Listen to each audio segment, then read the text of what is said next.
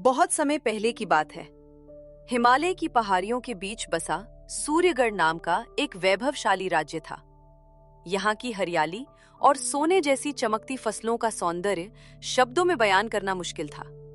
यहाँ के राजा विक्रम सिंह एक प्रतापी और वीर योद्धा थे। वो अपनी पत्नी यामिनी देवी से बहुत प्रेम करते थे। उनके प्रेम की मिसालें दूर दूर के राज्यों में दी जाती थी। उनकी प्रजा भी उनसे बहुत प्रेम करती थी और उन्हें भगवान का स्वरूप मानती थी। रात्रि का समय है। महाराज विक्रम सिंह और रानी यामिनी देवी महल की छत पर टहल रहे हैं। तभी यामिनी देवी चंद्रमा की तरफ देखती हुई बोलती है, स्वामी देखिए, आज चंद्रमा कितना शांत है, जैसे आने वाले समय का कोई शुभ संकेत दे रहा हो। शुभ तो होगा ही यामिनी देवी। कुछ दिनों में हमारे आंगन में नन्ही किलकारियां गूंजेगी और ये राज्य एक नए उत्तराधिकारी का स्वागत करेगा। उत्तराधिकारी या उत्तराधिकारिणी? राजा विक्रम सिंह हंसते हुए बोलते हैं कि विक्रम सिंह के लिए पुत्र और पुत्री में कोई अंतर नहीं। जो भी जन्म लेगा वो मेरी शान होगा। तो वचन दीजिए, चाहे कुछ भी हो जाए, आप अपनी संतानों में कोई भेदभाव नहीं करेंगे। मैं वचन देता हूँ महारानी, तुम्हारा हर शब्द मेरे लिए आदेश के समान है। पर समय अक्सर वचनों की परीक्षा ले ही लेता है। तभी वहां एक दासी आती है और बोलती है, महाराज, समय आ गया है, रानी को प्रसव पीड़ा शुरू हो गई है। महाराज चिंतित होकर कक्ष के बाहर टहलने लगते हैं। हे ईश्वर, मेरी यामिनी देवी और शिशु दोनों को सुरक्षित रखना। दाइमा महाराज को आकर बताती है, बधाई हो महाराज, कन्या रत्न की प्राप्ति हुई है। तभी राजवैद घबराता हुआ महाराज के पास आता है। महाराज, स्थिति गंभीर है। क्या हुआ, स्पष्ट कहो। हमने भरसक प्रयास किया, पर रानी यामिनी देवी अब इस संसार में नहीं रही। नहीं, यह असत्य है। अभी तो उसने हमारी बेटी को जन्म ही दिया है। महाराज विक्रम सिंह कक्ष के अंदर जाते हैं और रानी का निष्प्राण शरीर देखते हैं। यामिनी देवी, अभी तो कुछ दिन पहले तुमने मुझसे वचन लिया था। तुम मुझे ऐसे छोड़कर नहीं जा सकती। राजा धीरे से शिशु को देखते हैं। उनकी आंखों में दर्द के साथ क्रोध उभरता है। ये कन्या शुभ नहीं, अशुभ है। इसके जन्म के साथ ही मेरी रानी चली गई। महाराज, ये तो मासूम है। मौन रहो। जिस क्षण ये आई, उसी क्षण मेरी दुनिया उजड़ गई। ये कन्या ही मेरी यामिनी देवी की मौत का कारण है। जाओ, मार दो इसे। नहीं नहीं महाराज, इसमें इस मासूम की क्या गलती है? इस बेचारी को तो माँ का प्यार भी नहीं मिला। मैं इसे पालूंगी और इसे हमेशा महल में आपकी नजरों से दूर रखूंगी। तो ठीक है, इसे मेरे सामने कभी मत आने देना। उस दिन केवल एक राजकुमारी का जन्म नहीं हुआ, बल्कि एक पिता के हृदय में कठोरता का भी जन्म हुआ। समय बीतता गया और महल में दो राजकुमारियां बड़ी होने लगी। बड़ी पुत्री राजकुमारी वैदेही और छोटी पुत्री राजकुमारी करुणा। महाराज की बड़ी बेटी राजकुमारी वैदेही घमंडी, निर्दयी और गरीबों को तुच्छ समझने वाली थी, और छोटी बेटी करुणा दयालु और बहुत ही शांत स्वभाव की थी। महाराज ने अपनी छोटी बेटी करुणा को कभी भी राजकुमारी का दर्जा नहीं दिया। वह अन्य दासियों की तरह महल के छोटे मोटे काम ही करती रहती थी। तभी वहां महाराज आ जाते हैं। अभी तक फर्श साफ नहीं हुआ? तू सच में अभागीन है। जल्दी काम कर और हट जा मेरे रास्ते से। जी पिताजी, अभी करती हूँ। ऐसा कहकर महाराज वहां से चले जाते हैं। वेदही बड़े अहंकार से कहती है, एक कलंकी, ये देख, पिताजी ने मेरे लिए हीरो का हर भेजा है। तू तो बस इन फटे पुराने कपड़ों के ही लायक है। लेकिन करुणा बड़े ही प्रेम से बोलती, दीदी आप बहुत सुंदर लग रही हो। भगवान करे आपको दुनिया की हर खुशी मिले। दरबार लगा हुआ है और मंत्री महाराज से बात कर रहे हैं। महाराज, छोटी राजकुमारी अत्यंत दयालु और विनम्र है। प्रजा में उसके स्वभाव की बहुत ही चर्चा है। विनम्रता से राज्य नहीं चलते, और उसके जन्म के साथ ही मेरी यामिनी देवी चली गई। महाराज, वो तो एक मासूम बालिका है। बस, कुछ घाव कभी नहीं भरते मंत्रीवर। ऐसे ही समय बीतता जाता है और महाराज की बड़ी बेटी वेदही की शादी बड़ी ही धूमधाम से प्रतापगढ़ के भावी महाराज से कर दी जाती।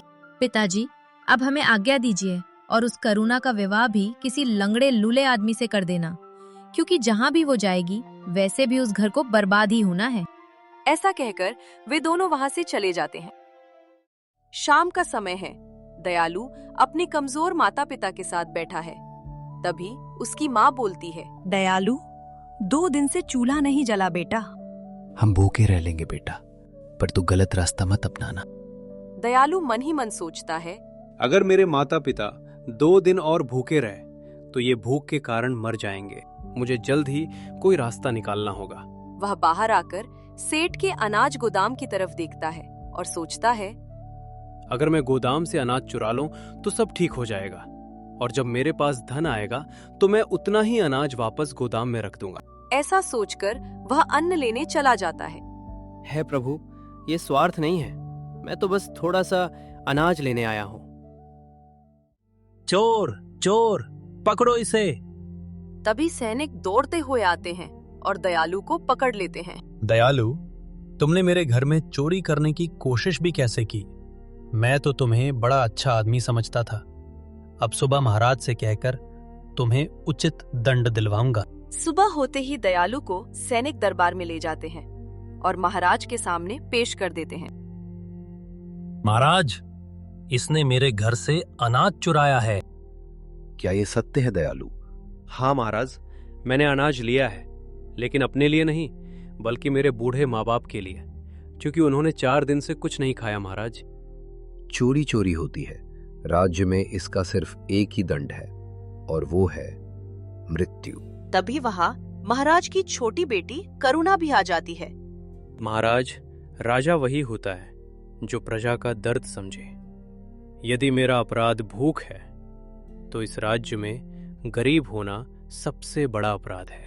बस सूर्यास्त होते ही इसे फांसी दी जाएगी। करुणा स्तब्ध खड़ी है। उससे ये अन्याय देखा नहीं जा रहा। उस क्षण दरबार में केवल एक युवक की नहीं, मानवता की भी परीक्षा होने वाली थी। सैनिक उसे लेकर जाने ही वाले थे, इतने में ही करुणा भारी आवाज में बोलती है, रुकिए। करुणा, ये दरबार है, यहाँ भावनाओं की नहीं कानून की चलती है। यदि कानून में दया की जगह नहीं तो वह न्याय नहीं, क्रूरता है पिताश्री। करुणा, ये कोमलता ही तुम्हारी कमजोरी है। पिताश्री, भूख अपराध नहीं होती। तो तुम क्या चाहती हो, राज्य का नियम बदल दूं? नहीं पिताजी, मैं तो बस इतना कह रही थी कि इसे क्षमा कर दिया जाए। थोड़े से अनाज के लिए इतना बड़ा दंड देना उचित नहीं। तो सुनो, यदि तुम चाहती हो कि इस युवक को क्षमा कर दिया जाए तो तुम इस युवक से विवाह कर लो और सदा के लिए राजमहल छोड़कर इसके साथ साधारण जीवन जियो। ये तो राजकुल का अपमान है महाराज। आप चुप रहिए मंत्रीवर, निर्णय हो चुका है। अब देखना है इस करुणा में कितना साहस है। राजकुमारी, आपको ऐसा करने की कोई जरूरत नहीं है। मैं अपने कर्मों का फल भुगत लूंगा। तुम्हारा कर्म भूख से लड़ना था, ये अपराध नहीं साहस था। मैं ये शर्त स्वीकार करती हूँ। आज से तुम मेरी पुत्री नहीं, जाओ और अपने निर्णय का भार उठाओ। दयालु और राजकुमारी महल से चले जाते हैं। उस दिन सूर्यगर के महल ने एक राजकुमारी नहीं, अपने हृदय की सबसे कोमल धड़कन भी खो दी। दयालु करुणा को अपने घर ले आता है और राजकुमारी से दुखी मन से कहता है, राजकुमारी, आपने मेरे कारण अपना सब कुछ खो दिया। नहीं, आज पहली बार मैंने स्वयं को पाया है। वैसे भी मैं महल में अन्य दासियों की तरह ही काम करती थी। तभी दयालु के माता पिता भी वहाँ आ जाते हैं। आओ बेटा, इसे अपना ही घर समझना। तेरे आने से घर में रोशनी आ गई। माँ जी, खाने में क्या बनाऊं? बेटा, खाने को तो कुछ नहीं है, बस थोड़े से चावल रखे हैं, अभी तो उन्हें पका ले। तभी वहाँ दयालु भी आ जाता है और कहता है, राजकुमारी, आपको इस जीवन की आदत नहीं। अब मुझे राजकुमारी मत कहो, मैं बस करुणा हूँ। सभी लोग खाना खाकर सो जाते हैं। सुबह होते ही करुणा दयालु को अपने साथ सत्संग सुनने ले जाती है, जहाँ पहले भी वो अक्सर जाया करती थी। दयालु और करुणा सत्संग में आकर बैठ जाते हैं। यह शरीर मिट्टी से बना है और एक दिन मिट्टी में मिल जाएगा। राजपाट, धन दौलत, पद और प्रतिष्ठा सब इसी नश्वर शरीर तक सीमित हैं। पर आत्मा न जन्म लेती है न मरती है। जो कर्म हम इस शरीर से करते हैं वही आत्मा के साथ जाते हैं। इसलिए हमें पूर्ण गुरु से नाम दीक्षा लेकर सत भक्ति करनी चाहिए। करुणा ध्यान से सत्संग सुनती है और सत भक्ति करने से ही हमें सभी प्रकार के सांसारिक लाभ होते हैं। करुणा दयालु को भी अपने गुरु कबीर साहिब जी से नाम दीक्षा दिलवा देती है। दयालु और करुणा सत्संग सुनकर वापस अपने घर आ जाते हैं। करुणा पूरे रास्ते घर का गुजारा कैसे हो यही सोच रही थी। माँ जी खेती में तो अपना बहुत नुकसान हो गया, हमें गुजर बसर करने के लिए कोई और व्यवसाय शुरू करना चाहिए। हाँ बेटा, तुम्हारी बात तो सही है, लेकिन बिना पैसों के हम क्या करेंगे? गुरुजी की शिक्षाओं के अनुसार तो हमें ऐसा व्यवसाय करना चाहिए जिसमें किसी का अहित ना हो। माँ, क्यों ना मैं अनाज का व्यवसाय शुरू करूं? मैं अभी जाकर सेठ जी से उधार पैसे लेकर आता हूँ। लेकिन बेटा, क्या सेठ हमें उधार पैसे देगा? माँ जी, अगर गुरुजी कृपा करे तो सेठ जी जरूर पैसे देंगे। दयालु सेठ जी से उधार पैसे लेने चला जाता है। दयालु सेठ से पैसा लेकर अनाज का व्यवसाय शुरू कर देता है। दयालु पूरी ईमानदारी से अपनी दुकान चलाता है। वह सही तोल, सही दाम और बिना मिलावट के सामान बेचता है। अरे भैया, इनका तोल कभी कम नहीं होता। हाँ भाई, सही कहा। और ये तो संकट की घड़ी में भी उधार दे देते हैं। दयालु के कठोर परिश्रम के कारण कुछ ही समय में दुकान बहुत प्रसिद्ध हो जाती है। जहां अन्य व्यापारी लालच में टूट गए, वहां दयालु धैर्य और ईमान से आगे बढ़ता गया। कुछ ही वर्षों में उसने इतना धन अर्जित किया कि वह स्वयं एक समृद्ध नगर बसाने योग्य हो गया। दयालु दुकान से घर लौट आता है, जहां करुणा और उसके माता पिता उसका इंतजार कर रहे थे। घर आते ही करुणा दयालु से कहती है, गुरुजी की कृपा से हमारे पास काफी धन एकत्र हो गया है। क्यों न हमें साधु महात्माओं के लिए कोई भंडारा करना चाहिए? हाँ, क्यों नहीं, जरूर करना चाहिए। हाँ बेटा, ये तो बहुत ही अच्छा सुझाव है। हमें पिताजी को भी इस विशाल भंडारे का निमंत्रण देना चाहिए। ठीक है करुणा, हम सुबह ही सबसे पहले ससुर जी को भंडारे का निमंत्रण देने जाएंगे। दयालु और करुणा महाराज को भंडारे का निमंत्रण देने दरबार में पहुंच जाते हैं। पिताजी, हम अपने नगर में भंडारा कर रहे हैं। मैं आपको सादर निमंत्रण देने आई हूँ। करुणा, महाराज को भयंकर जलन का रोग हो गया है। अनेकों वेद और नीम हकीम भी असफल रहे, किसी से भी महाराज का रोग दूर नहीं हुआ। पिताजी, क्या यह सत्य है और आपने मुझे एक बार भी बताना उचित नहीं समझा? हाँ बेटा, ये सत्य है। ये अंदर की आग है जो बुझती नहीं। और मैं तुम्हें किस मुंह से ये बताता? मैंने तो तुम्हारे साथ बचपन से ही बहुत कठोर व्यवहार किया है। तुम्हें कभी भी अपनी बेटी नहीं समझा। शायद ये रोग उसी का परिणाम है।